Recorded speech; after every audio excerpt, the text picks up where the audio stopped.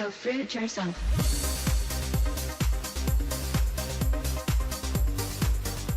The lifeblood of a democracy is your ability to understand and act upon a problem once the facts are presented to you.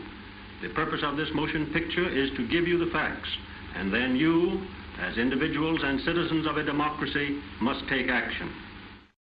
This is a channel where I share my opinion about health, fitness, and weight loss. If you can't handle that, please get the fuck off this channel and find one that only has dancing unicorns and rainbows. Hey Fruitbats, it's Frilly Banana Girl here. Welcome to another episode. So today's video was sparked by a picture that Tess Munster posted on her Facebook. And if you're not sure who Tess Munster is, she is a plus-size model who has a huge following on social media. So the photo that Tess posted is pretty raunchy and she's wearing a thong, a G-string, so I can't show that she's in like a sexual position.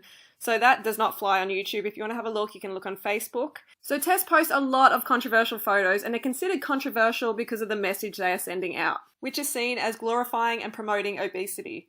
So Tess receives a lot of support, and there's always like a war going on in the comments section, and one comment in particular stood out to me. The comment is from Miranda Klopman. Being obese can kill you, Tess. I am 27 and I have been diagnosed with apnea. I have to sleep with an oxygen mask now because of my weight, and to be honest, I am not nearly as big as you.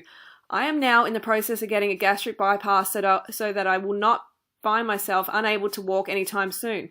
I look at your pictures, and at first, a couple of months ago, I felt nothing but pride that someone finally stood up for who she is. But deep in my heart, I know that being obese is not sexy, but dangerous. You are a walking time bomb. Your heart can give up on you at any time. I also have a very sick thyroid and severe back pains. Part of me is proud of you standing up for obese women, but I would be even more proud if you would stop trying to make something beautiful out of it and just admit that being obese kills so many people every year, and they often pass away too young, even our age. Being obese makes my body very sick. I hope you understand the sadness that I feel looking at you struggling for big women, because you have good intentions, but it cuts both ways. So this is obviously a message from a caring individual. Miranda is in that position herself. She knows how sick and how horrible it is to be obese, and she's only trying to help Tess. And what comes after that is really disturbing. Like the amount of people that try and shame her into silence and, call her a troll and basically abuse her is scary. Rebecca says, haha, gosh, even being concerned about someone's well-being now means you're a troll supposedly. No one is entitled to an opinion anymore. And that's what we seem to be dealing with here, folks. If you voice your concern about someone's weight and how it's related to their health, you become a fat shamer. You've got to shut up. You're a troll. You're a hater. Even if you just genuinely care, you automatically become a hater. And I understand why, because more of the population is becoming overweight and the fat acceptance movement is getting bigger and bigger. And I can see a massive problem with this, a problem for the health of the population, for the animals, and for the planet. So I'm genuinely happy that Tess is all about self-love. As many of you know, I'm also all about that. But health must come with that, or else we aren't truly loving ourselves. Loving ourselves is nourishing ourselves with the best food and keeping our body at a healthy weight. And no, you cannot be healthy and morbidly obese. Do you have to look like me? No, you don't have to look like me, and I've never said you have to look like me. Just be the best, healthiest version of yourself. So you got to remember, this isn't a judgment of her character, of her personality. I'm sure she's a very cool person. But when you put yourself out there as a public figure like I have myself, then naturally you will be critiqued. And people hate on me all the time, but the difference is I educate, I don't hate. So clearly Tess is not promoting health, and you might be like, well, she doesn't have to promote health. The thing is, when you put yourself out there as a public figure and you become a role model for millions of women, then you automatically have responsibility. This planet is in the grips of a serious obesity epidemic. And the reality is, if you're not considering that when you put yourself out there and what you put out there, then you are being irresponsible. And then you become part of the problem, not the solution. So why do people react with shock when they see an obese or anorexic individual? Does it automatically mean they're a hater, they're an awful person, they're mean? No. It's really an instinctive, natural reaction to seeing an individual at a weight that is so abnormal for the human body.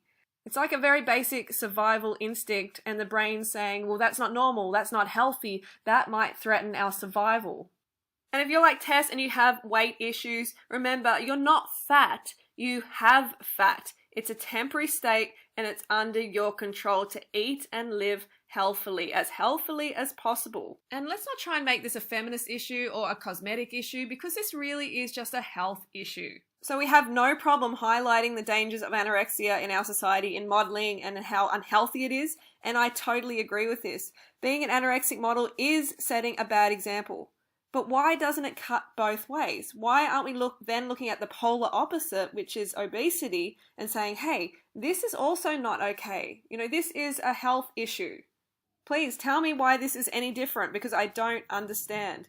So statistically speaking, if you look at the obesity model versus the anorexic model, the obesity model is actually far more threatening to our survival as a species than the anorexic model, because about 200 people die every single year from anorexia in the States versus over 800 people every single day from obesity-related illness. 200 people per year versus 800 people every single day. So it's obvious what the biggest problem is here and where the majority of our focus should be. So one of the biggest arguments is you can be healthy at any old weight. Well, the statistics show that that is just not true. The higher you are over your optimal weight, the weight that nature intended for you, not the weight that the ego wants you to be at, the more you risk major illness like cancer, disease, gout, heart disease. Statistics show that you are increasing your risk of all these major diseases. So I'm going to share with you some more statistics. According to current estimates, 2/3 of Americans are overweight, 1/3 of the entire population is obese. That's a huge difference from when my mum was young, when she was growing up. If this problem continues unresolved, by 2030, 86% of Americans will be overweight and 51% of the population will be clinically obese. That's over half of the population clinically obese, folks. We got to start getting really serious about this. In the United States, obesity is estimated to cause 111,000 to 365,000 deaths per year. So 1 million deaths in the European Union are attributed to excess weight annually. That is like we're at war with ourselves, and we are definitely losing. And some of you might be thinking, more people die from cigarette smoking or drug abuse or alcohol abuse. Actually, no. About 3 times more people die from health problems stemming from excess body weight. Excessive body weight is associated with various diseases, particularly cardiovascular disease, type 2 diabetes, obstructive sleep apnea, like that lady mentioned, certain types of cancers, osteoarthritis. Really, the list goes on and on. So in 2003, the direct costs of obesity-related healthcare were approximately $93 billion per year.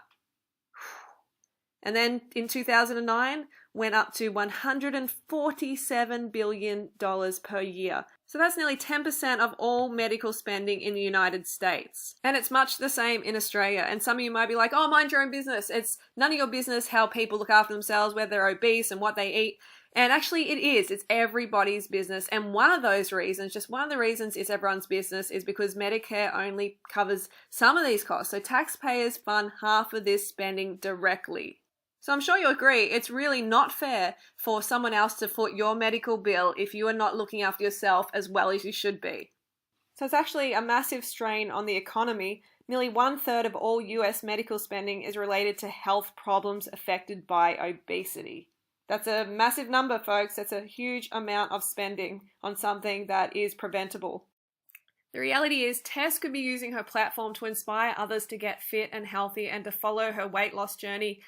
And I am more than willing to coach you on this, Tess, definitely on a high-carb raw vegan lifestyle. I am here for you to help you in any way that I can. So please take me up on it. And I really love this photo shoot of Tess because it's so colorful and fruity and vibrant. And Tess, these are the foods that are going to help you transform into your best, fittest, healthiest self, which in turn will help inspire others to do the same and ultimately help save this planet. My friend Jared, for example, he lost 240 pounds on this high-carb vegan lifestyle, and he is absolutely loving life, overcome a whole host of disease and depression as well. So he is proof that you can do it, and there's a number of other people who have had similar success.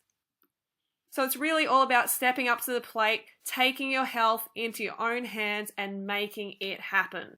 Yes, yes, yes, as women, as men, please feel good about yourself. That's what I'm saying. Please feel good about yourself. Please love yourself. And that means getting real about where you're at and about where you need to be in order to become fit and healthy.